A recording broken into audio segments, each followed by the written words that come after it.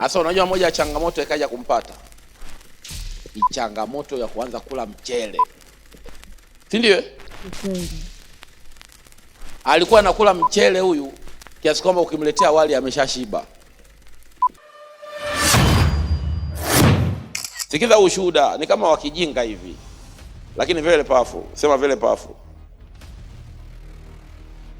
Mimi ndio maana nachukua umaskini. Njoo hivi, naomba apewe mic.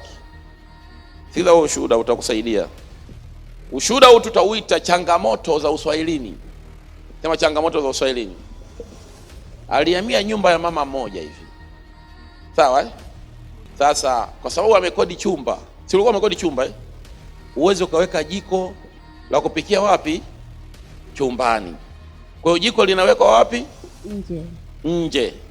Hem, tusimulie ule ushuhuda wako wa mama mwenye nyumba akaja akaanza kutumia jiko lako na nini kilikupata? Shalom kanisa. Yaani kuna nyumba mimi nilihamia. Nilipohamia tu ile siku ya kwanza, nimelala siku ya kwanza, siku ya pili, siku ya tatu.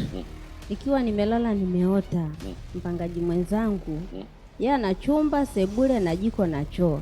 Mimi na chumba kimoja kiasi kwamba hata jiko ndani alikai. Nimeweka majiko nje. Nimeota yule mama akachukua jiko langu na mpangaji mwenzangu na majiko yake. Akawa anayapishanisha yale majiko anayachanganya.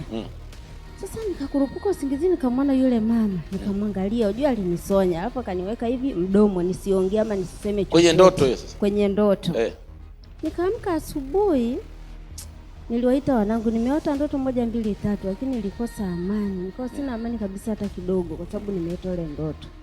Nimetoka nimeenda Buguruni, nimechukua matunda yangu, nimerudi. Ile nimerudi tu, mama mwenye nyumba na yule mpangaji wakaniita.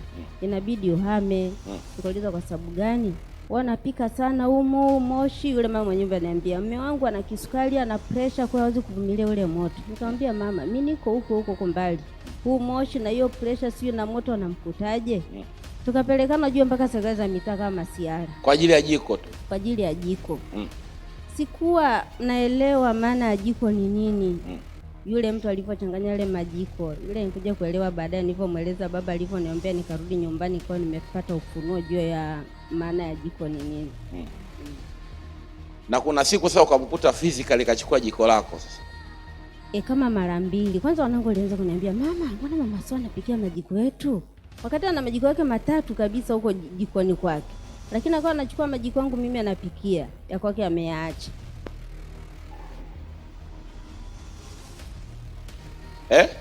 Ndio amefunguliwa juzi hapo. Si baada ya kukuombea sasa hivi unakula mchele? Hapana, sili tena mchele. Barikiwe.